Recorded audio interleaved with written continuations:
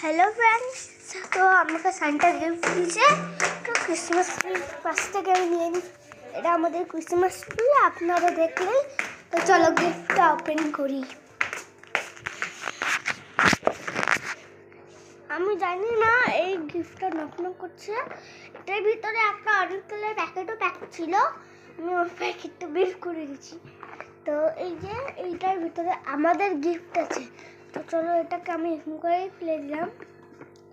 এই দিক থেকে মনে হচ্ছে এই দিকটা ও এরকম করে খুলে। ওয়াও, আমার যেটা লাগছিল এটার ভিতরে একটা গণেশ আছে, আমার ফেভারিট।